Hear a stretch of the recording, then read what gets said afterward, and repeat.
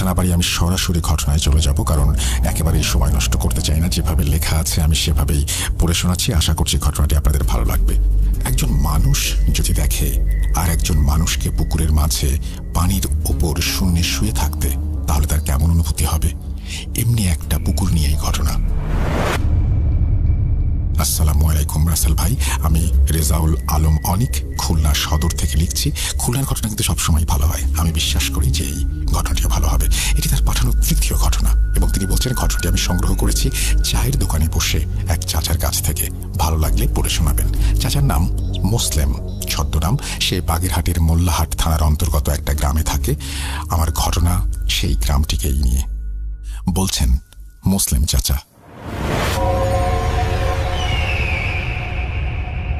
সাল 1984। তখন আমার বয়স 31-32 বছর হবে। দিনের বেলা কাজকর্ম করে রাতে তাস খেলার অভ্যাস ছিল আমার। আমার বাড়ি থেকে 3 কিলোমিটার দূরে বাজারের একটা দোকানে চৌকিতে বসে 4-5 জন প্রতিদিন রাত 10টা-11টা পর্যন্ত তাস খেলতাম। সাইকেল ছিল আমার একটা, ওটা নিয়ে যাওয়া আসা করতাম। ঘটনাটি যেদিন ঘটে সেদিন আমার এক বন্ধু নাম কুদ্দুস আমার সাইকেল নিয়ে আগে আগে চলে যায় আমার শ্বশুর বাড়িতে। আমার বাড়ি থেকে বের হয়ে দুপাশে ধানের জমি 1/2 কিলোমিটারের মতো যেতে হবে। তারপর একদম রাস্তার গা ঘেঁষে একটা কবরস্থান, সেখানে বাঁশবাগান আছে। পরে 1 কিলোমিটার ইট বিছানো রাস্তা, রাস্তার দুপাশে কিছু বাড়ি ঘন ঘন গাছপালায় ভরা। তার কিছু দূর পরে আবার দুপাশে ধানের জমি আর রাস্তার পাশে তাল আর খেজুরের গাছ। এভাবে পুরো রাস্তাটা চলে গেছে বাজার পর্যন্ত। কিন্তু এর মাঝখানে একটা জায়গায় একটা পুকুর, আর পুকুর পাড়ে রাস্তার পাশে একটা শিমুল গাছ। লোকের মুখে অনেক কথা শুনেছি এই পুকুর আর শিমুল গাছ নিয়ে, কোনোদিন কিছু দেখিনি। বলে রাখা ভালো, এই পুকুরের মাঝখানে বিশাল এক মানুষকে মাছ খেতে দেখেছে। কারো ওপর নাকি এই শিমুল গাছ থেকে জিন ভর করেছে। প্রতি বছর এই পুকুরে 1 জন করে মানুষ ডুবে মারা যায়। বিশাল বিশাল কুকুর দেখা যায় এই পুকুরের পাড়ে, ইত্যাদি ইত্যাদি নানান রকমের ঘটনা রয়েছে পুকুরটিকে ঘিরে। আল্লাহর রহমতে আমি কোনোদিন কোনো কিছু দেখিনি সেদিনের আগে। ওই দিন আমার সাইকেল কুদ্দুস নিয়ে যাওয়ায় আমি হেঁটে বাড়ির দিকে রওনা দিই।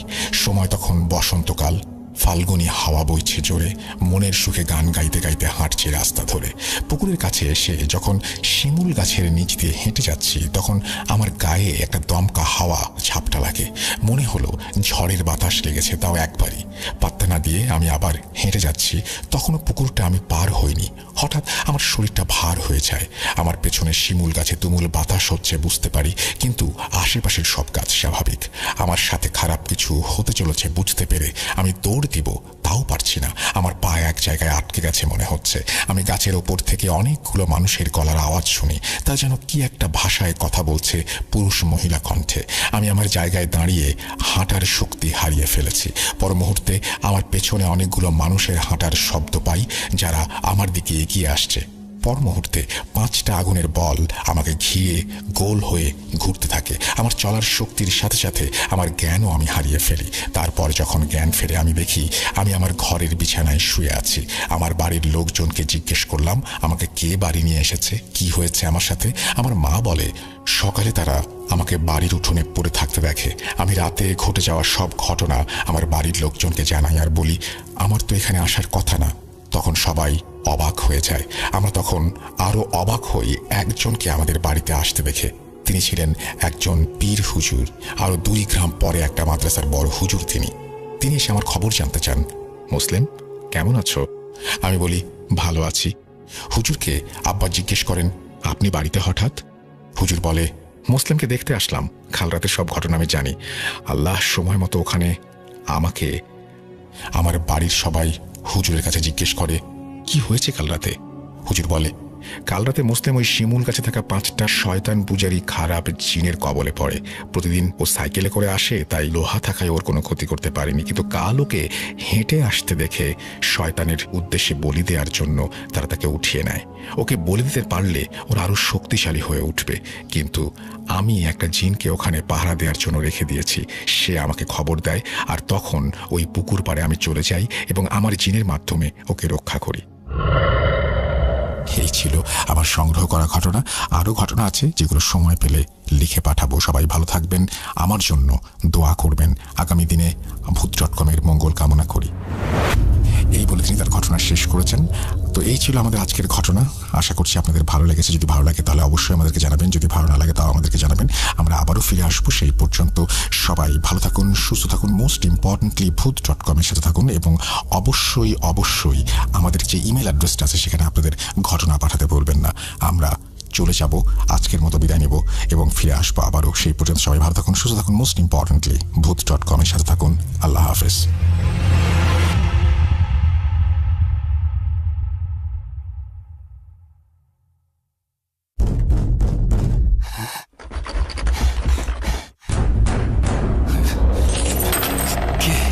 আমি অশরীরী, দেখতে পাবে না কবু।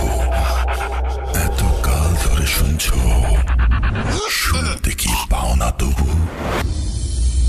ভূত.com, The Fear Returns with Russell. Welcome back. আপনাদের সবাইকে স্বাগত জানাচ্ছি, আমি রাসেল। আশা করছি আপনারা সবাই ভালো আছেন, ভালোর দলে আছেন এবং রমজান মাস আপনাদের চমৎকার কাটছে। ঈদের দিকে এগিয়ে যাচ্ছি আমরা।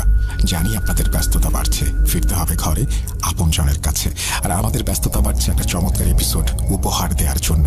আমরা যে প্রস্তুতি নিচ্ছি সেটা নিয়ে, এবং অলরেডি অনেকগুলো স্টোরি পেয়েও গিয়েছি। আপনারা যারা এখন স্টোরি পাঠাননি তাদের সবাইকে অনুরোধ করব, ঘটনা পাঠিয়ে দিন russell.booth.com@gmail.com এই অ্যাড্রেসে। আমি চলে যাচ্ছি কথা না বাড়িয়ে প্রথম ঘটনায়, এবং আশা করছি এই ঘটনাটি আপনাদের ভালো লাগবে।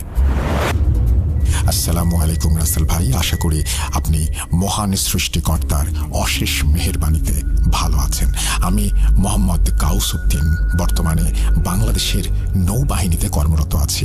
আমি একটি ভৌতিক কাহিনী আপনাদের সাথে অনেক দিন ধরে শেয়ার করব করে কাজের প্রেসারে আর শেয়ার করা হয়নি। আমি এখন যে কাহিনীটি শেয়ার করব সেটি আমার এক চাচার কাছ থেকে শোনা। ঘটনাটি তার নিজের সাথে ঘটেছে। স্থানটি রাজবাড়ী জেলা পাংশা থানার হাবাসপুর গ্রামে।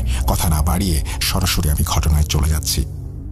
আমার চাচার নাম হাসান মণ্ডল, পেশায় একজন ঘোড়ার গাড়ি চালক। তিনি তার এলাকাতে ঘোড়ার গাড়িতে মানুষ সহ বিভিন্ন মালামাল বহন করে বেড়াতেন। তিনি ছোটবেলা থেকে অনেক সাহসী আর দুরন্ত স্বভাবের মানুষ ছিলেন। আমি আমার চাচার ভাষায় বলছি।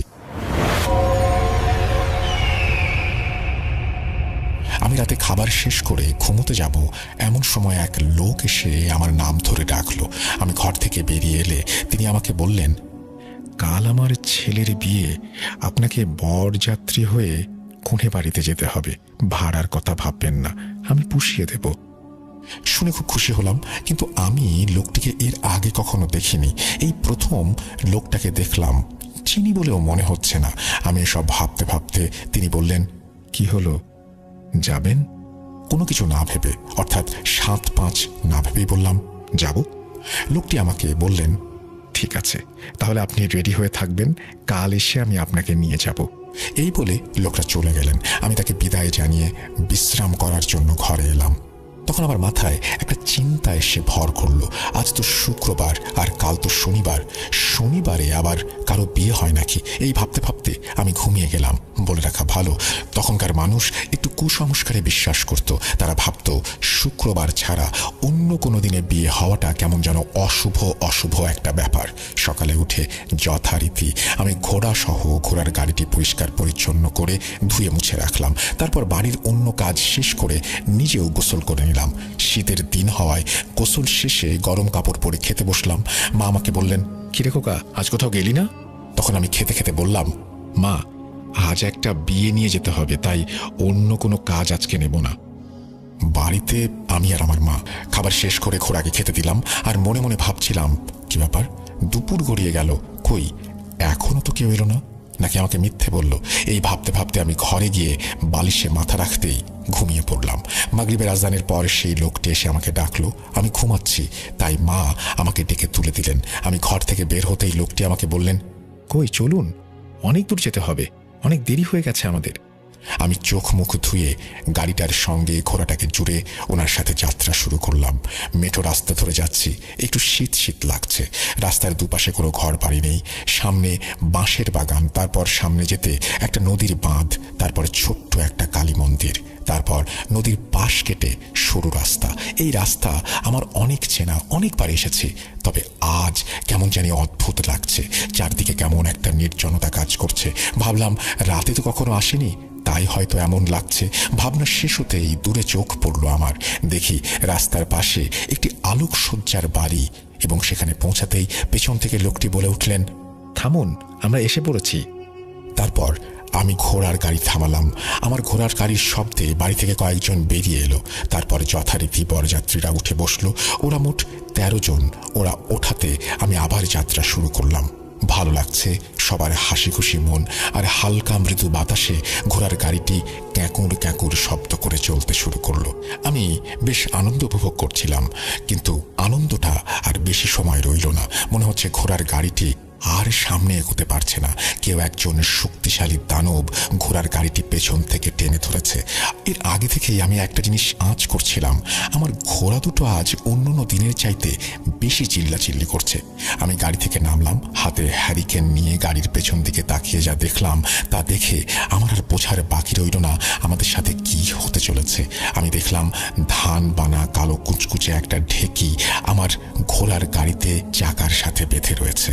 এত রাতে রাস্তার মধ্যে কালো কুঁচকুঁচে ঢেকি কোথা থেকে এলো? এটা ভাবতে ভাবতে মনে পড়ে গেল একটা কথা। বড়দের মুখে শুনেছি, জিন ভূত পিশাচ যাই হোক না কেন, কোনোভাবেই তারা ঘোড়ার সামনে আসবে না। তাই হয়তো তারা পেছন থেকে আমাদের ভয় দেখাচ্ছে।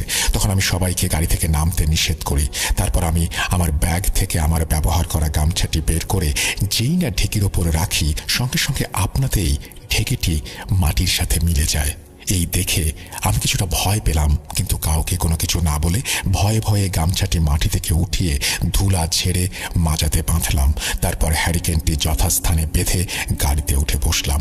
গাড়িতে উঠে বসতে আমার ঘোড়া দুটি আবার আপন মনেই চলতে শুরু করলো। কিছু দূর ভালোই যাচ্ছিলাম, হঠাৎ আমরা লক্ষ্য করলাম আমাদের ঘোড়ার গাড়ির ছাদের ওপর ধুপ ধাপ করে অনবরত চারিদিক থেকে বড় বড় ঢিল এসে পড়ছে। তখন সবাই ভয়ে জড়সড় হলাম, কি হচ্ছে সব আমাদের সাথে? তখন আমি সবাইকে বললাম, ভয়ের কিছু নেই, সবাই যার যার জায়গায় বসে যা পারেন সূরা কেরাত পড়তে থাকেন, কেউ ভুল করেও নিচে নামবেন না। আমি ঘোড়ার লাগাম শক্ত করে ধরে চাবুক মারা শুরু করলাম। ঘোড়া এগোচ্ছে না, তবে চাবুকের আঘাতে দুই পা সামনে যাচ্ছে, আবার পেছনে ফিরে আসছে। কি করব ভেবে পাচ্ছিলাম না। তখন আমি নিরুপায় হয়ে গাড়ি থেকে নামলাম। তারপর বাম হাতে হ্যারিকেনটি আর ডান হাতে ঘোড়ার লাগাম টেনে সামনের দিকে হাঁটতে শুরু করলাম। কিছু দূর যাওয়ার পর সব স্বাভাবিক হয়ে গেল। একটু পরেই গাড়ির পেছন থেকে নাকি কণ্ঠে কেউ কথা বলে উঠল। সে বলল, আজকের মতো আমরা নাকি বেঁচে গেছি। সবাই এ কথা শুনে বড্ড ভয় পেয়ে গিয়েছিলাম। গায়ের লোমগুলো দাঁড়িয়ে গিয়েছিল, গাটা অনেক ভার হয়ে গিয়েছিল, শীতল হয়ে গিয়েছিল। কিছু দূর যাওয়ার পর কোণে বাড়ির আলোকসজ্জা দেখে কিছুটা সাহস পেলে চলতে চলতে অবশেষে আমরা কোণের বাড়িতে এসে পৌঁছালাম। খাওয়া দাওয়া শেষ হলো, বিয়ের কাজও সম্পন্ন হলো। বর কোণে বিদায় দিয়ে আসবো এমন সময় বাড়ির ভেতর থেকে একজন বৃদ্ধ বয়স্ক মহিলা বের হয়ে আসলেন। তিনি জানালেন, রাত অনেক হয়ে গেছে, আজ রাতটা এখানে কাটিয়ে কাল সকালে যেতে হবে। তখন বর এবং কনে পক্ষের সহমত হওয়ায় তারা সেখানে থেকে যায়। আমি বাড়িতে চলে আসার মত প্রকাশ করলে তারা আমাকে সবাই নিষেধ করেন, কিন্তু আমি তাদের নিষেধের তোয়াক্কা না করে সেখান থেকে বিদায় নিয়ে চলে আসি। গাড়ি চলছে, চারিদিকে ঝিঝি পোকার ডাক আর মাঠের মধ্যে থেকে শেয়ালের হাঁক ভেসে আসছে। আস্তে আস্তে রাত যত গভীর হচ্ছে, অন্ধকারও ততই ঘন হচ্ছে। রাস্তার মধ্যে আমার সাথে একই ঘটনা আবারও ঘটল। আমি কোনো কিছুর তোয়াক্কা না করে মুখে যা আসে তাই পড়তে শুরু করলাম। আমার আশেপাশে কত রকম জীব জন্তু ঘোরাঘুরি করছে। আমার মনে হচ্ছে আমার চারপাশে একজন নয়, একাধিক লোক ফিসফিস করে কি সব বলছে। আমি ওই জায়গা পার হতে আমার লোমগুলো দাঁড়িয়ে গেল, প্রচণ্ড ঘামছিলাম। তারপর আস্তে আস্তে চারিদিক নির্জন হয়ে আসে, সবকিছু স্বাভাবিক হয়ে যায়। আমি আমাদের নদীর ঘাটে এসে পৌঁছাই।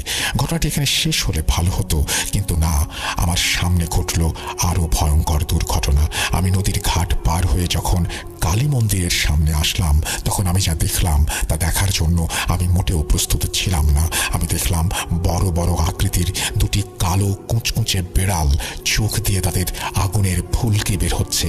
বিড়াল দুইটি রাস্তার এক পাশ থেকে অন্য পাশে পায়চারি করছে আর ভয়ঙ্করভাবে আমার দিকে তাকিয়ে আছে। আমি কোনো কিছু ভাবতে পারছি না আমার সাথে কেন এমন ঘটছে। আমি সামনে পেছনে কোনো কিছু না ভেবে হ্যারিকেনের শিখাটা একটু বাড়িয়ে দিতেই সেগুলো আপনি থেকেই মিলিয়ে গেল।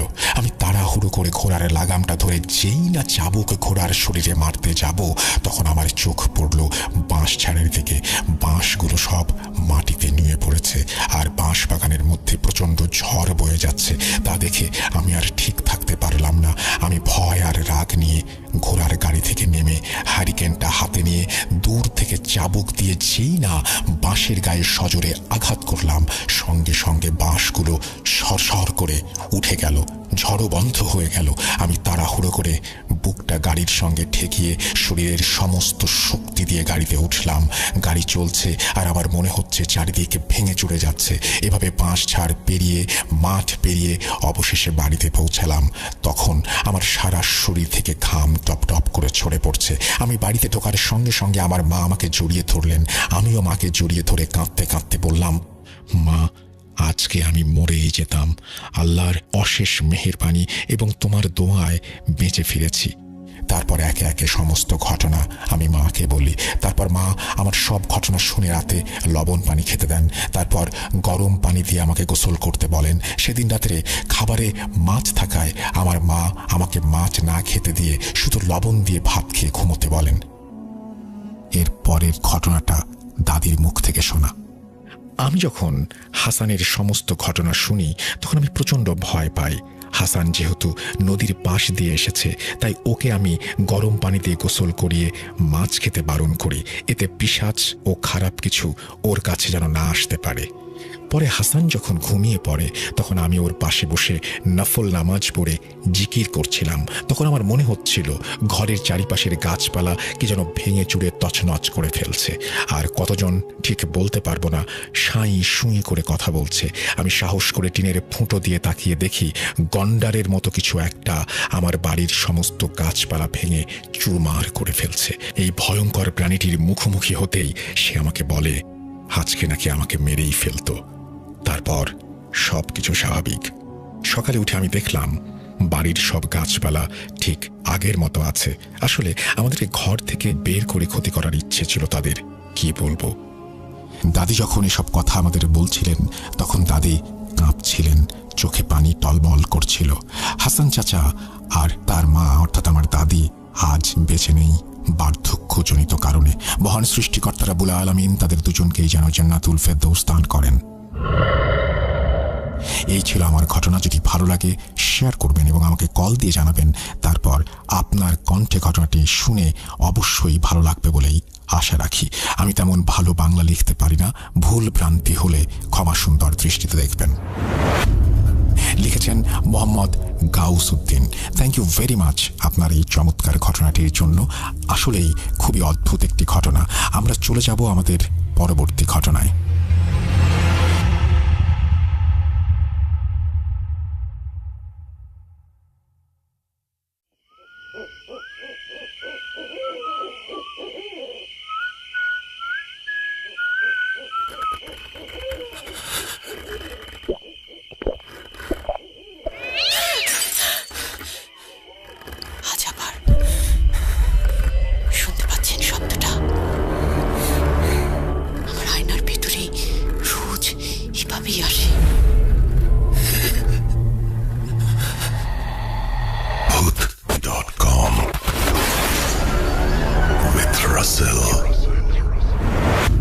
Welcome back. আপনাদের সবাইকে স্বাগত জানাচ্ছি। আমি রাসেল। আশা করছি আপনারা সবাই ভালো আছেন, ভালোর দলে আছেন। আমিও ভালো আছি, ভালোর দলে আছি। আমরা চলে যাচ্ছি আমাদের পরবর্তী ঘটনায়। ঘটনাটি যেভাবে লেখা আছে সেভাবেই পড়ে শোনাচ্ছি। আমার পক্ষে স্টুডিওতে যাওয়া সম্ভব না। ঘটনাটি সিলেক্টেড হলে পড়ে শোনানোর অনুরোধ রইল। আসসালামু আলাইকুম রাসেল ভাই, আশা করি ভালো আছেন। আমি ভূত এফএমের একজন নিয়মিত শ্রোতা ছিলাম, এখন ভূত.com শুনি। ব্ল্যাক ম্যাজিকের ঘটনা তো সবসময় শোনা হয়, মানুষ ব্ল্যাক ম্যাজিক করে প্রতিশোধ নেবার জন্য, কিন্তু আমি ব্ল্যাক ম্যাজিক করেছিলাম আমার ওয়াইফকে ফিরে পাওয়ার জন্য। এটি একটি বাস্তব ঘটনা, প্যারানর্মাল বিষয় তেমন নেই বললেই চলে। আমি এটাকে ব্ল্যাক ম্যাজিক বলবো নাকি হোয়াইট ম্যাজিক বলবো তা বুঝতে পারছি না। আমার নাম নাজমুল, গ্রামের বাড়ি ঢাকা মুন্সিগঞ্জে, জন্ম খুলনা সোনাডাঙ্গা, বর্তমানে সোনাডাঙ্গায় আছি। আমি রং মিস্ত্রির কাজ করি। বেশি কথা না বলে আমি ঘটনায় চলে যাই।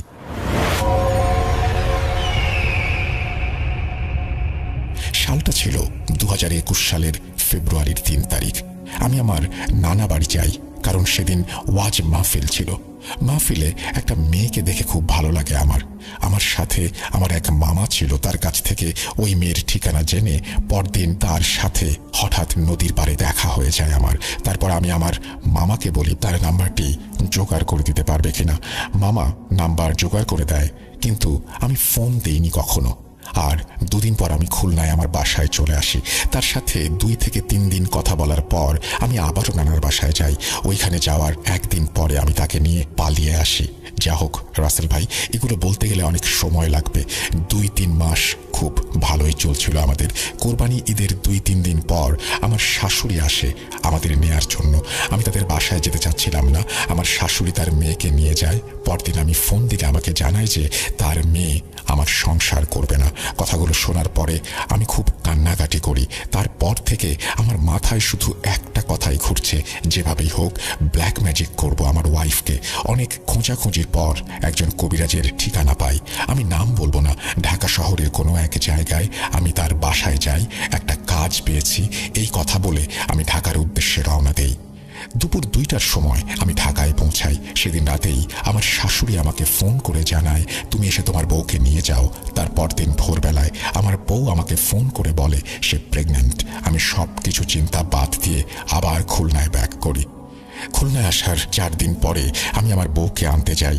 2022 সালে জানুয়ারি মাসের 27 তারিখে আমার ঘরে ফুটফুটে এক সন্তান জন্ম নেয়।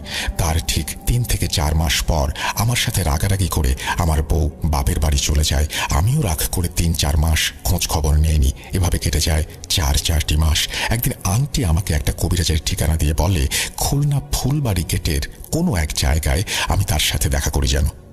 আমার কাছে টাকা বেশি না থাকায় খুব চিন্তায় পড়ে যাই। হঠাৎ একটা মহিলা আমাকে জিজ্ঞেস করে, বাবা কি হয়েছে, তোমার মন খারাপ কেন? আমি তাকে সব খুলে বলি আর বলি আমার কাছে খুব কম টাকা আছে। তারপর সেই মহিলা আমাকে বলে, তুমি কোনো চিন্তা করো না, তোমার যা টাকা লাগে আমি দিয়ে দেব। তুমি যে চিন্তা করে এখানে এসেছো এটা করো না, এটা করলে তোমার খুব ক্ষতি হবে। তারপর আমি সেই কবিরাজের সাথে কথা বলি। তাকে সব খুলে বলার পর আমাকে কিছু সরিষা ও 4টা কড়ি আনতে বলে। হঠাৎ পাশ থেকে সেই মহিলা আমাকে বলে, বাবা তুমি বসো, আমি সব এনে দিচ্ছি। তারপর সেই মহিলাটি আমাকে যাবতীয় জিনিস এনে দেয়। তারপর সেই কবিরাজ জিনিসগুলোতে ফুঁ দেয় এবং আমাকে দিয়ে বলে এগুলো নিয়ম অনুযায়ী কাজ করতে হবে নিয়ে। নিয়মগুলো এমন ছিল, প্রতিদিন দুপুরে সূরা ফাতিহা 3 বার পাঠ করে সরিষাগুলো আগুনে পোড়াতে হবে। চলবে 28 দিন। কড়ি 4টা, প্রতি মঙ্গলবার একটা করে আগুনে পোড়াতে হবে। একটা তাবিজ দিয়ে বলেছিলেন তোমার ঘরে কোথাও ইট দিয়ে চাপা দিয়ে রাখবে। তারপর আমি তাকে 55 টাকা হাতিয়া দিয়ে তার কাছ থেকে বিদায় নিয়ে আসি। যেই না বাইরে বের হয়েছি, হঠাৎ দেখি সেই মহিলা আমাকে বলল একসাথে যাই। আমি তার কথা মেনে তার সাথে একসাথে ভ্যানে উঠি। মেইন রাস্তা পর্যন্ত আসার পর সে আমাকে বলে, বাবা চিন্তা করো না, তোমার কাজ হয়ে যাবে। তারপর সেই মহিলা আমাকে বিদায় দিয়ে চলে যায়। যাওয়ার সময় আমাকে 30 টাকা সিএনজি ভাড়া দিয়ে যায়। রাতের খাবার খেয়ে সবাই যখন ঘুমাতে যায়, আমি তখন 2 রাকাত নফল নামাজ পড়ে ঘুমাতে গেলাম। ওই রাতে আমি স্বপ্নে দেখলাম আমার বউ আমার কাছে ফিরে এসেছে। তার ঠিক 15 দিন পর আমার বউ আমার কাছে চলে আসে। এরপর আর কোনো সমস্যা হয় না, কিন্তু 2 থেকে 3 মাস পর শুরু হয় আমার সাথে খুব খারাপ কিছু ঘটা। আমি শুয়ে থাকলে আমার মনে হতো আমার পায়ের কাছে কেউ বসে আছে, আর বাইরে বের হলে মনে হতো কে যেন আমার পিছু পিছু আসছে। একদিন ঘুমিয়েছিলাম, হঠাৎ কে যেন আমাকে থাপ্পড় মারে খুব জোরে। মাথাটা পশ্চিম দিকে ঘুরে যায়। আমি ঘুম থেকে লাফ দিয়ে উঠি। তখনই ফজরের আজান দিচ্ছিল। 2023 জানুয়ারির 16 তারিখ আমি আবারও সেই কবিরাজের কাছে যাই। তাকে সব কিছু খুলে বলি। আমার বউকে আমার কোনো কথা যে শোনাতে পারিনি, বা আমার বউ যে আমার কোনো কথা শোনে না, সেই ব্যাপারে তাকে জানাই। সে আমাকে বলে একটু লবণ, একটা মাদুলি আর 2টা মোনামুনির ফল আনতে হবে। আমি সেগুলো এনে তার কাছে দেওয়ার পর সেগুলো পরে ফুঁ দিয়ে আমাকে দিয়ে বলে, এই তাবিজটা তোমার বাম হাতে বেঁধে রাখবে আর লবণ তরকারির সঙ্গে খেতে হবে।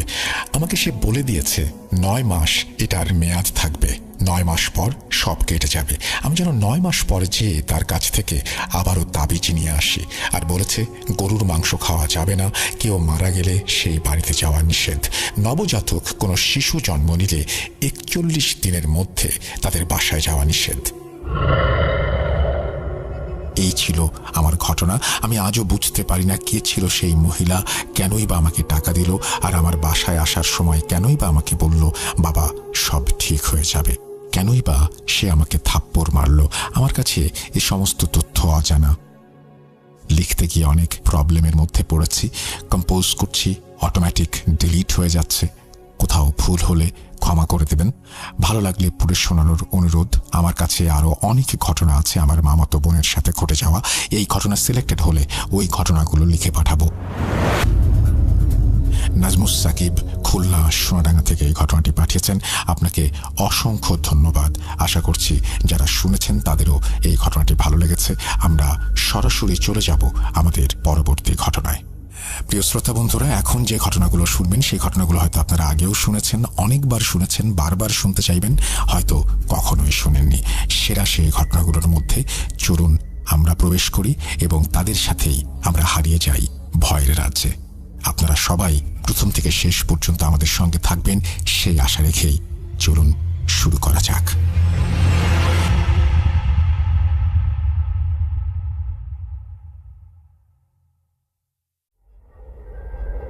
Spirit, be here with me.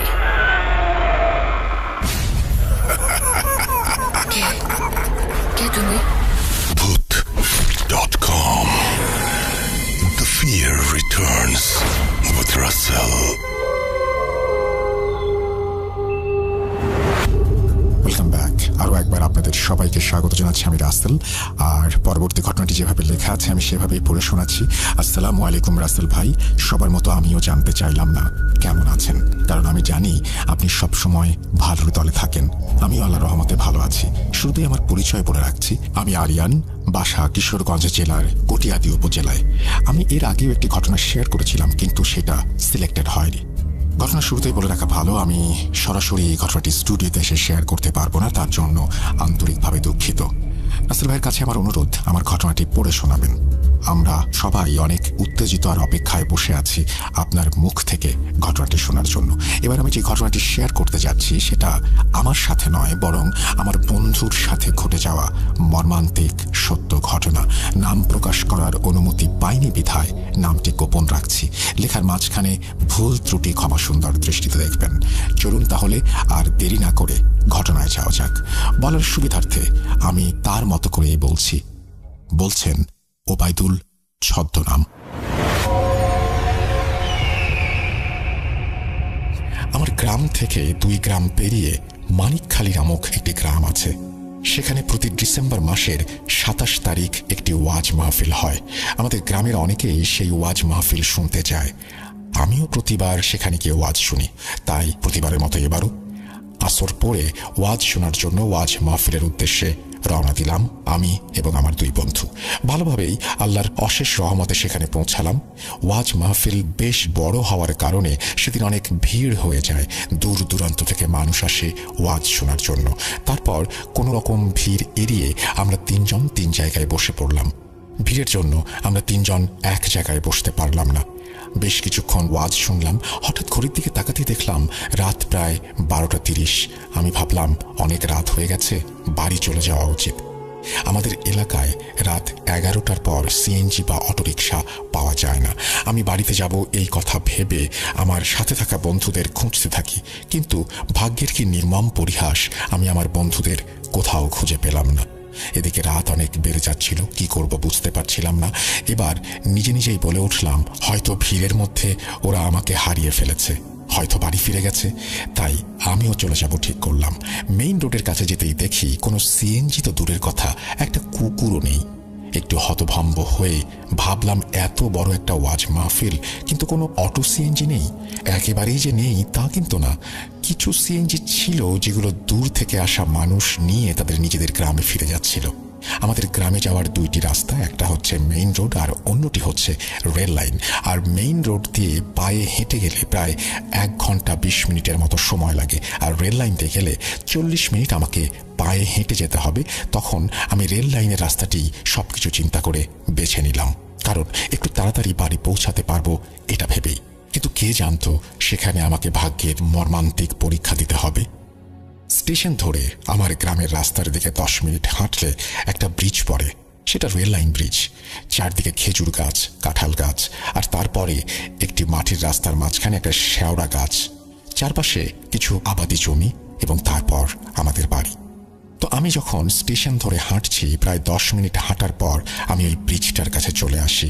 ব্রিজটা যখন পার হতে যাব তখন মনে হচ্ছিল আমার পেছনে কেউ আমাকে এমনভাবে ধরে রেখেছে যেন আমি সামনে এগোতেই পারছি না। তারপর হঠাৎ আনুমানিক 5 সেকেন্ড পর আমার মনে হলো আমার পেছনে কেউ নেই। তখন আমি ব্যাপারটাকে খুব বেশি আমলে নেইনি, মনের ভুল ভেবে কানে এয়ারপড লাগিয়ে গজল শুনতে শুনতে আমি হাঁটছিলাম। আমার অ্যান্ড্রয়েড ফোন যেটা লাইট অন করে আমি পথ চলছিলাম। যখন আমি ব্রিজে উঠি, ব্রিজটা পার হবার পর সবকিছু স্বাভাবিকভাবেই চলছিল।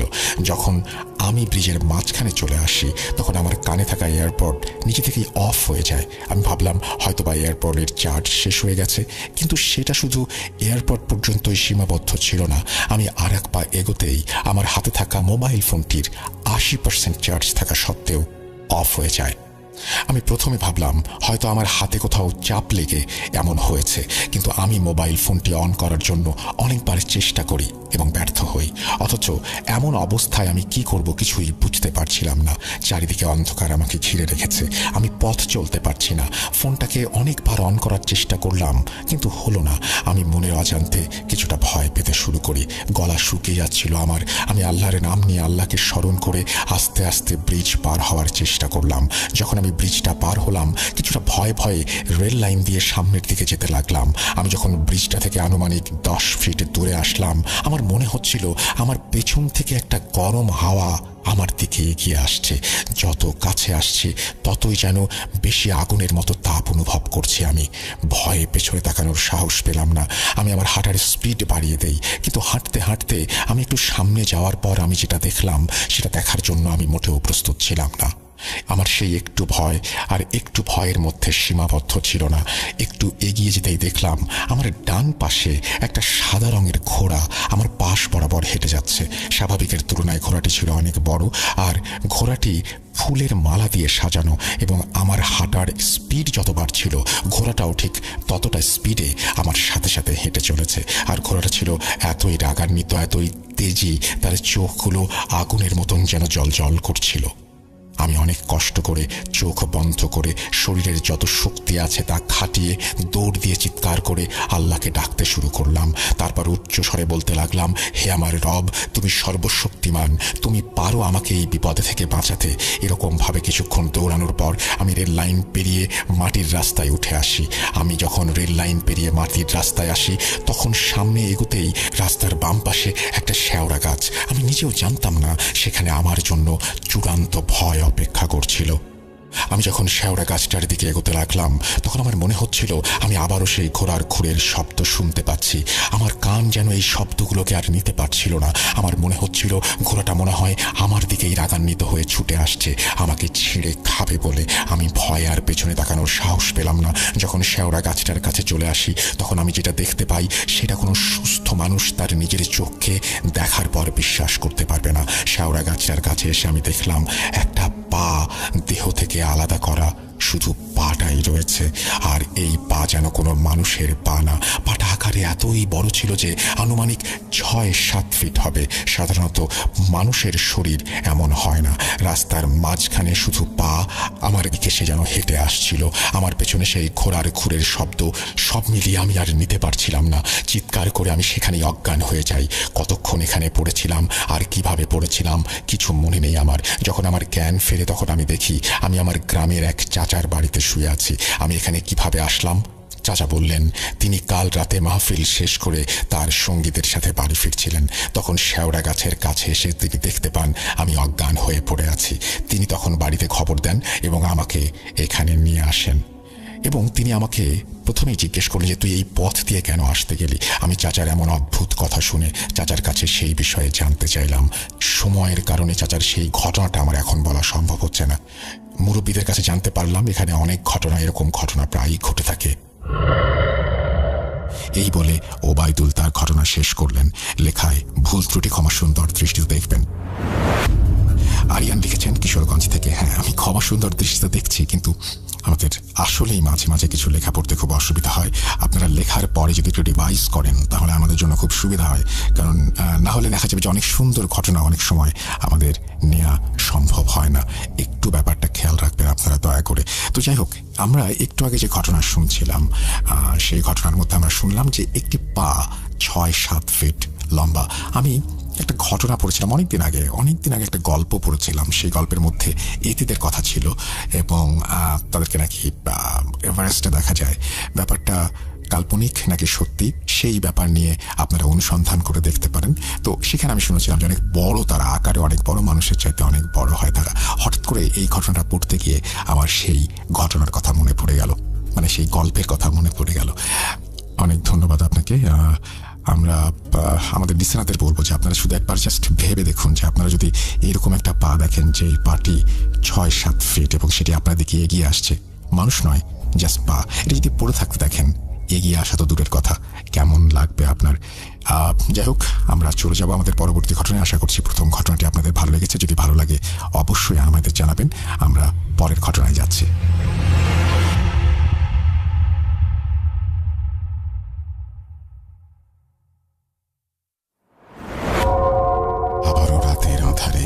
ভয়ের রাজ্য ফুঁড়ে ফিরেছি সেই পুরনো সুরে। বিশ্বাস করা বা না করা আপনার ব্যাপার, but the old music comes alive. Voot.com. The fear returns with Russell.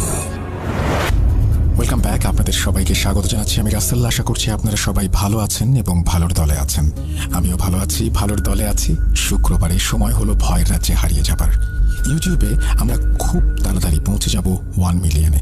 আর এই যাত্রাটা আরও সহজ করতে আপনাদের পাশে চাই। যারা শুনছেন তারা সবাই অনুগ্রহ করে সাবস্ক্রাইব করবেন, আমাদের পাশে থাকবেন। আমাদেরকে ঘটনা পাঠাতে হলে আমাদের ইমেল অ্যাড্রেস russell.booth.com@gmail.com। আপনার নাম, ঠিকানা এবং ফোন নাম্বার সহ আপনার জীবনে ঘটে যাওয়া সেরা ঘটনা লিখে পাঠিয়ে দেবেন আমাদের কাছে। আমরা চলে যাচ্ছি আমাদের প্রথম ঘটনায়। আশা করছি ঘটনাটি আপনাদের ভালো লাগবে। আপনারা সবাই জানেন যে বাংলাদেশের পরে সবচাইতে বেশি আমরা যে জায়গা থেকে ঘটনা পাই বা যারা আমাদের শুনেন সেটা হচ্ছে মধ্যপ্রাচ্য, এবং মধ্যপ্রাচ্যের সৌদি আরব থেকে পাঠানো একটি ঘটনা এবার আপনাদের পড়ে শোনাবো। চলুন কথা না বাড়িয়ে সরাসরি ঘটনায় যাওয়া যাক। আসসালামু আলাইকুম রাসেল ভাই, কেমন আছেন? আশা করছি ভালো আছেন, ভালোর দলেই আছেন। এটি আমার পাঠানো প্রথম ঘটনা। আমি সেই শুরু থেকে ভূত এফএমের সাথে ছিলাম। মাঝখানে অনেক বছর শোনা না হলেও এখন নিয়মিত শুনি। আমি মোহাম্মদ আমির ফয়সাল, বর্তমানে সৌদি আরব দামামে আছি। মূল ঘটনায় আসি। ঘটনাটি আমার সাথে পাশে দোকানে চাকরিরত একজন পাকিস্তানি বন্ধু মোহাম্মদ জিয়া ভাইয়ের সাথে ঘটে যাওয়া ঘটনা। উনি বয়সে আমার অনেক সিনিয়র হলেও অত্যন্ত আন্তরিক এবং বন্ধুসুলভ। ঘটনাটি ওনার মুখে উর্দুতে শুনেছি, আমি বাংলায় উপস্থাপন করছি। বলছেন মোহাম্মদ জিয়াউল হক ওরফে ভাই। সাল 2018, 4 মাসের ছুটিতে আমি এবার পাকিস্তান এসেছি। প্রতিবারের মতোই কর্মস্থল থেকে দেশে ফিরে এসে সবার প্রথমে আমি যে কাজটি করি, একটি নতুন বাইক কিনি এবং তা ছুটি শেষে যাওয়ার সময় বিক্রি করে দেই। দেশে এলেই বন্ধুদের নিয়ে বের হয়ে যাই দেশ ঘুরতে। সেবারও তার ব্যতিক্রম ছিল না। আমার বাইক নিয়ে ট্যুর পার্টনার থাকেন আমার আপন ভাগ্নে আসিফ। আসিফ পাকিস্তানের সীমান্তরক্ষী বাহিনীর পাকিস্তান রেঞ্জার্সের একজন অফিসার হিসেবে কর্মরত আছে, তাই চাইলেই ছুটি পাওয়া সম্ভব হয় না। আমি আসবো জেনে সেও আবেদন করে রেখেছিল ছুটির। তার ছুটিতে আসতে দেরি হওয়ার কারণে আমরা আমাদের ট্যুর কিছুটা পিছিয়ে দেই। সে আসলে আমরা অক্টোবর মাসের 4 তারিখ সকালে রওনা হই। এটি ছিল একটি দীর্ঘ ট্যুর। আমরা সব মিলিয়ে সেবার 4 জন ট্যুরমেট ছিলাম। আমি যেহেতু করাচির বাসিন্দা ছিলাম, তাই পথটি ছিল দীর্ঘ। আমাদের গন্তব্য ছিল পাকিস্তান চীন সীমান্তের সর্বোচ্চ উঁচু স্থান, নাম হলো খুমজেবার পাস। এটি সমুদ্র পৃষ্ঠ থেকে 4993 মিটার উচ্চতায় অবস্থিত এবং কারাকোরাম পর্বতমালায় অবস্থিত। খুমজেরার পাসটি ছিল কারাকোরাম হাইওয়ে দ্বারা সংযুক্ত। করাচি আমার বাড়ি থেকে 1900 কিলোমিটার দূরে।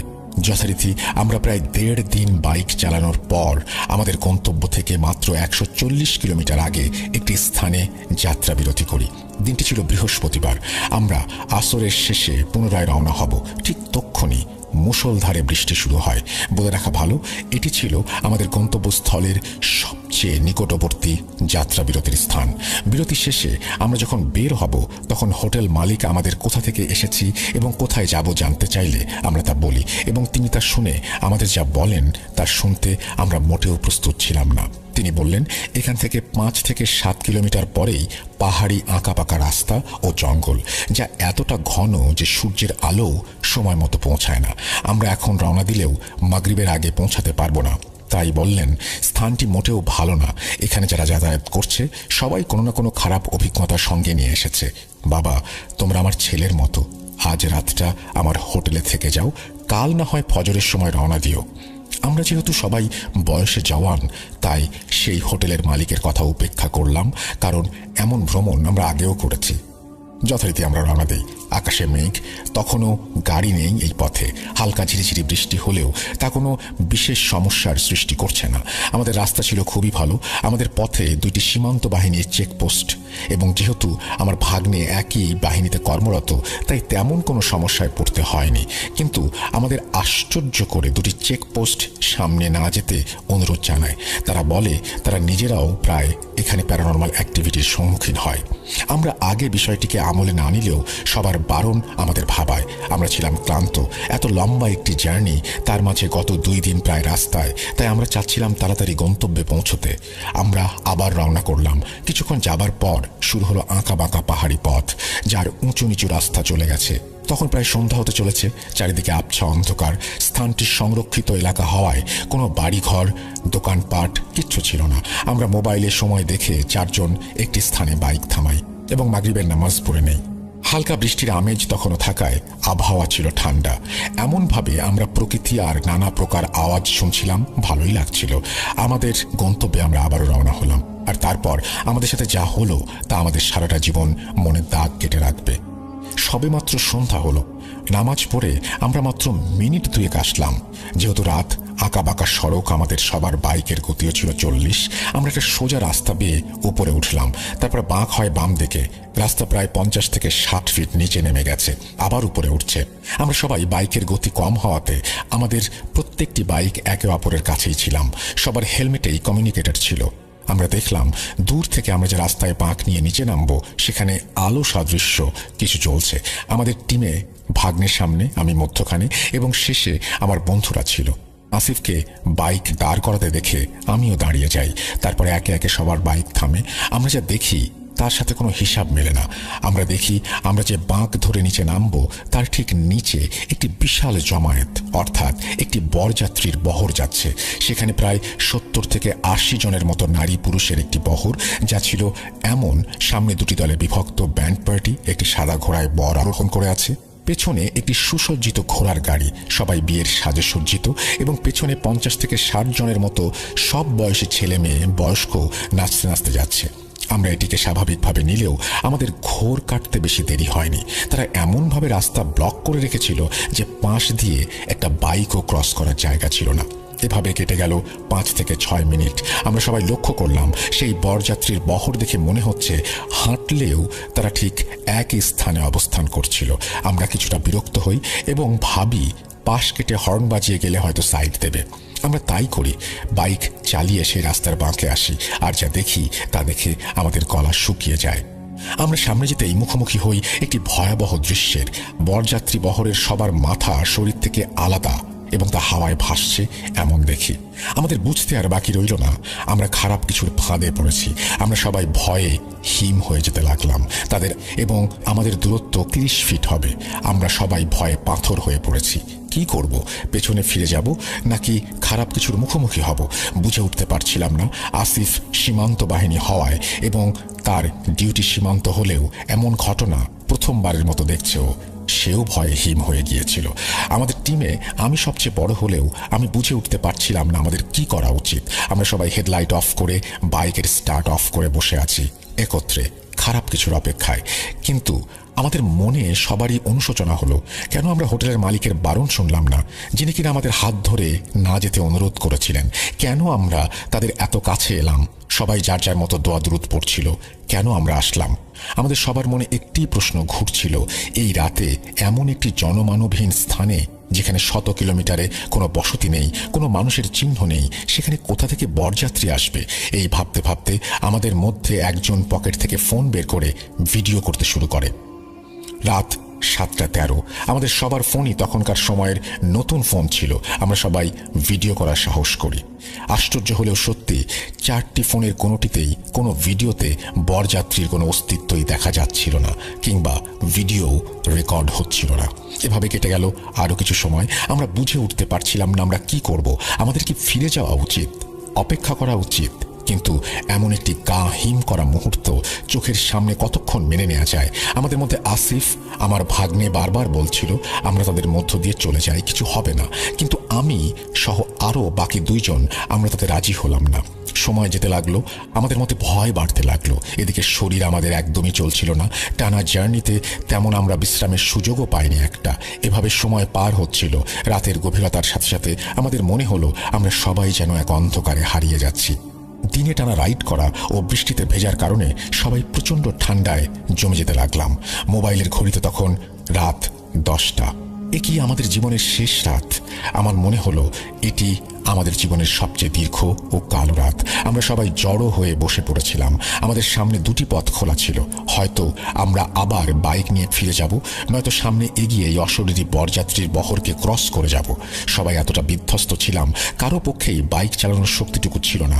পুরো সময়টিতে আমার ভাগ্নে কিছুটা অসংলগ্ন আর অস্বাভাবিক আচরণ করতে লাগলো। সে আমাদের ওপর খুব রাগান্বিত ছিল এবং চেঁচামেচি করতে লাগলো। আসিফ বলল, যেহেতু এত দীর্ঘ সময় আমাদের কোনো প্রকার ক্ষতি করেনি, সামনেও কিছু হবে না। হঠাৎ করে আমরা বাকি 2 বন্ধুর একজন কিছুটা অসুস্থ বোধ করলে আমরা তখন আরও বেশি ভয় পেতে শুরু করি। হাজার খারাপ চিন্তা মাথায় কাজ করতে থাকে। এভাবে কেটে যায় আরও 2টি ঘন্টা। তখনও সেই সময়ের মতোই বরযাত্রী বহরের নাচ, আনন্দ আর ব্যান্ড চলছে। এদিকে আসিফ আমাকে বারবার অনুরোধ করতে থাকলো আমরা যেন তাদের ক্রস করে চলে যাই। আমি ভাবলাম এভাবে আর বসে থাকা যায় না, আমাদের একটি সিদ্ধান্তে পৌঁছাতে হবে। যেহেতু আমাদের 4 জনের টিমে আমি বড়, আমার শরীর ক্রমশ হিম হতে লাগলো। আমি তখন আমার বাড়ি সংলগ্ন দরগা মসজিদের বড় হুজুরকে কল করি। আমাদের করণীয় ও বাঁচার উপায় জানতে চাই। পাহাড়ি ঘন এলাকা হওয়ায় অনেক চেষ্টার পর আমরা হুজুরকে ফোনে পাই। তিনি অত্যন্ত বয়োবৃদ্ধ একজন আলেম ও রাকি। যেহেতু পাহাড়ি এলাকা, আমি আমার যথাসাধ্য চেষ্টা করে হুজুরকে আমাদের পরিস্থিতি খুলে বলি। আমার কথা বলতেও অনেক সমস্যা হচ্ছিল। হুজুর আমাদের বললেন করণীয় 2টি। যদি সুযোগ থাকে পেছনে ফিরে আমরা যেন ফেরত আসি, নয়তো ফজরের নামাজ পর্যন্ত অর্থাৎ সূর্যোদয় পর্যন্ত অপেক্ষা করি। অতঃপর আমরা প্রায় রাত 1টা বাজে সিদ্ধান্ত নেই আমরা ফিরে আসব। কিন্তু তা ছিল আমাদের সেখানে অপেক্ষা করার মতোই কঠিন এবং কষ্টসাধ্য। আমরা সিদ্ধান্ত নেই বাইকের স্টার্ট বন্ধ রেখে আমরা আমাদের স্থান থেকে উপরে উঠে আসব। আমরা এমন স্থানে ছিলাম যা ছিল একটু উঁচু, খাড়া পাহাড় বেয়ে নিচে নেমে যাওয়া একটা বাঁক। এই স্থান হতে আমাদের আবারও সেই ভেজা খাড়া পাহাড়ে উঠতে হলো। আমাদের জীবনে সবচেয়ে কঠিন ও কষ্টকর কাজ। আমাদের সবার বাইক স্বাভাবিকের চেয়েও কয়েক গুণ ভারী মনে হচ্ছিল। এখানে বলে রাখা ভালো, হুজুর আমাদের বলেছিলেন আমরা যেন তাদের অর্থাৎ বরযাত্রীদের কোনো প্রকার বিরক্ত না করে ফিরে আসি। তাই আমরা বাইক স্টার্ট না দিয়ে শরীরের সর্বশক্তি দিয়ে খাড়া পাহাড়ে উপরে উঠে আসি। আমরা সবাই ওপরে ওঠার পর সবাই পুনরায় বাইক স্টার্ট দিয়ে ফিরে যাব ঠিক করলাম। আর আপাতত সেই চাচার খাবারের দোকানে আশ্রয় নেব এবং চাচার কথা না শোনার জন্য তার কাছ থেকে ক্ষমা চেয়ে নেব। আমরা বাইক স্টার্ট করলাম। ঘটনা এখানে শেষ হলেই ভালো হতো। আমরা মাত্র 15-20 সেকেন্ড বাইক চালিয়ে সামনে আসলাম। আর যেহেতু সবাই ভয়ে কম বেশি বিপর্যস্ত ছিলাম, সবাই একে অপরের গা ঘেঁষে ঘেঁষে বাইক চালাচ্ছিলাম। অতঃপর আমরা যা দেখলাম তাতে আমাদের বেঁচে ফেরার শেষ আশাটুকু হারিয়ে ফেললাম। এবার আমরা দেখলাম আমাদের থেকে 60 থেকে 70 মিটার দূরে হুবহু একই রকম একটি বরযাত্রীর বহর আমাদের দিকে ধেয়ে আসছে। তাদের সবারই একই রকমের শরীর থেকে মাথা কিছুটা উপরে ভাসছিল। আমরা আবারও শরীরের শেষটুকু শক্তি দিয়ে বাইক ঘুরিয়ে আগের জায়গায় ফিরে আসি আর দেখি আগের বহরটি এখনো সেখানেই আছে। আমাদের শরীর হাড় হিম হয়ে যাচ্ছিল, মনে হচ্ছিল সবাই সেন্সলেস হয়ে পড়ব। কিন্তু এমন মৃত্যু আমরা চাইনি। আমাদের আর আওয়াজ করার মতো কোনো শক্তি পেলাম না। এবার আমরা আগের চেয়ে কিছুটা দূরে দাঁড়ালাম। মনে হচ্ছিল সবাই একসাথে সেন্সলেস হয়ে গেলে ভালো হতো। আবার মনে হচ্ছিল এটি একটি দুঃস্বপ্ন। এভাবেই আমরা হাত পা ছেড়ে রাস্তায় পড়ে রইলাম। তারপর সকাল হওয়া পর্যন্ত অপেক্ষা করলাম। এমন অস্বস্তিকর দম বন্ধ করা রাত আমি আমার জীবনে পাইনি। আমি বলতে পারি আমরা কেউই পাইনি। রাত 3:27, তখনও ফজরের আজানের অনেক দেরি। এই বিভীষিকাময় রাত শেষ হবার নয়। আমরা যেন আর পারছি না। আমাদের সবার একই অবস্থা। শরীরে কারো এক বিন্দু শক্তিও অবশিষ্ট নেই। আমাদের শরীর এতটা দুর্বল ছিল, মনে হচ্ছিল মারা যাব। আমাদের সবার চোখ ছোট হয়ে আসছিল। চোখে সব ঝাপসা দেখছিলাম। মনে হচ্ছিল মৃত্যুর কোলে ঢলে পড়ছি। কতক্ষণ ঠিক এভাবে ছিলাম জানি না। তারপর একটা সময় আমার ফোনে ফজরের আজান বেজে উঠল। আমি আধো চোখ খুললাম। ভেবেছিলাম হয়তো সবকিছু শেষ হয়েছে। তখনও ঘুটঘুটে অন্ধকার। তখনও সেই আগের মতোই বরযাত্রীর বহর সেখানেই ছিল। প্রায় 20 থেকে 25 মিনিট পর ভোর হতে থাকে। ঘন পাহাড়ি গাছপালা হওয়ায় ভোরের আলো তখনও পুরোপুরি ফোটেনি। আমরা সবাই উঠলাম আর সিদ্ধান্ত নিলাম যা হবে আমরা এবার তাদের ক্রস করে আমাদের গন্তব্য অর্থাৎ বেস ক্যাম্পে পৌঁছাবো। আমরা সবাই যার যার মতো সূরা পড়তে পড়তে বাইক স্টার্ট দিলাম। এবার আমি সবার সামনে, তারপর আমার ভাগ্নে এবং আমার বাকি 2 বন্ধু সারিবদ্ধভাবে বাইক চালাতে লাগলাম। এবং আমরা যখনই তাদের ক্রস করব হর্ন দিলাম। আমি যেহেতু সামনে ছিলাম, আমি লক্ষ্য করলাম কেন যেন আমার ডান কাঁধে কেউ একজন হাত রাখলো। ভয়ে আমার শরীর হিম হয়ে গেল। আমি ঘাড় ফিরিয়ে পেছনে দেখার সাহস করলাম না। সেই বরযাত্রীর বহর থেকে 60 থেকে 65 বছরের একজন বৃদ্ধ আমাকে থামালেন আর উর্দুতে যা বললেন, বাংলায় অর্থ করলে যেটা দাঁড়ায় সেটা হচ্ছে, বেটা পুরো রাত তো অপেক্ষা করেছিলে, তাহলে আর 10 মিনিট অপেক্ষা করলে কি এমন হতো। তারপর বলল, এখন সোজা তোমরা চলে যাও আর যেতে যেতে পেছনে ফিরে দেখবে না। আমরা তাদের ক্রস করলাম এবং সেবারের মতো কোনো সমস্যা ছাড়াই বেস ক্যাম্পে পৌঁছালাম। পথে আর কোথাও দাঁড়াইনি। আমরা একদিন বিশ্রাম করে আবার ফিরে আসলাম। আমরা সেখানে সীমান্তরক্ষী বাহিনী বা কাউকে কিছু শেয়ার করিনি। তারা আমাদের দেখে আমাদের সাথে খারাপ কিছু হয়েছে অনুমান করলেও আমরা কিছু না বলায় তারা আরও বেশি গভীরভাবে জানতে চাননি। আমরা ঠিকঠাক করাচিতে আমাদের বাসায় ফিরে এসেছিলাম। আসার সময় আমরা 4 জনের কেউই আমাদের সাথে ঘটে যাওয়া স্থানটি মনে করতে পারছিলাম না। যেই স্থানে আমরা আমাদের জীবনের সবচেয়ে দীর্ঘ রাত প্রায় 11 ঘন্টা কাটিয়েছি তা আমাদের কারোরই ভুলে যাওয়ার কথা না। করাচিতে ফেরার পর আমরা সবাই সুস্থ থাকলেও আমার ভাগ্নে আসিফের জ্বর আসে। আমরা অনেক চিকিৎসা করালেও ভালো হচ্ছিল না। আমরা সবাই লক্ষ্য করলাম সে ঘটনার পর শুকিয়ে যাচ্ছে। আমি এবার সেই রাতের বড় দরগার হুজুরের শরণাপন্ন হই। তাকে আমাদের সব ঘটনা খুলে বলার পর পরের দিন জানাবেন বলে তিনি জানান এবং আমাদের চলে যেতে বলেন। আমরা পরের দিন ওনার কাছে যাই এবং জানতে চাই কারা সেই অশরীরী বরযাত্রীর বহর, কেন জনমানবহীন একটা জায়গায় তাদের বরযাত্রা, কেন তারা আমাদের ক্ষতি না করলেও যেতে দিলেন, কেন আমাদের পথ আটকে রাখলেন, আবার কেন বললেন 10 মিনিট পর গেলে ভালো হতো। হুজুর আমাদের যা বললেন তা ছিল এমন, তিনি জানতে পারলেন প্রায় 50 থেকে 60 বছর আগে একটি লাঠাল, স্থানীয় ভাষায় বলা হতো, যারা ছিল সশস্ত্র ডাকাত, একটি পুরো বরযাত্রী বহরকে গলা কেটে হত্যা করে সব লুট করে নিয়ে যায়। হয়তো তোমাদের সামনে তেমনি কোনো বিপদ হয়েছিল, তাই হয়তো তারা যেতে দেয়নি এবং তারাও হয়তো চেয়েছিল সকাল হলেই তোমরা রওনা হও। কিন্তু আমাদের সবাইকে বাদ দিয়ে আসিফ কেন অসুস্থ হলো আর সে কেন কষ্ট পাচ্ছে? তখন হুজুর সেই রাতের পুরোটা সময় জুড়ে আসিফের আচরণ কেমন ছিল তা আমার কাছে জানতে চান। আমি বললে তিনি বলেন, তোমার ভাগ্নে অবাধ্য আচরণ করেছে এবং ওই বিষয়টি নিয়ে মনে মনে খারাপ চিন্তা করেছে। তারপর হুজুর আসিফের জন্য কিছু কোরআনিক আমল দেন এবং প্রায় 2 মাস পর আসিফ সুস্থ হয়। রাসেল ভাই, এই ছিল আমার জিয়া ভাইয়ের কাছ থেকে শোনা আমার জীবনে ঘটে যাওয়া ঘটনা। ভালো লাগলে পড়ে শোনাবেন। যদি আমার ঘটনা সিলেক্টেড হয়, আপনি পড়ে শোনান, অবশ্যই আমাকে জানাবেন। সিলেক্টেড হলে এপিসোডের নাম অশরীরী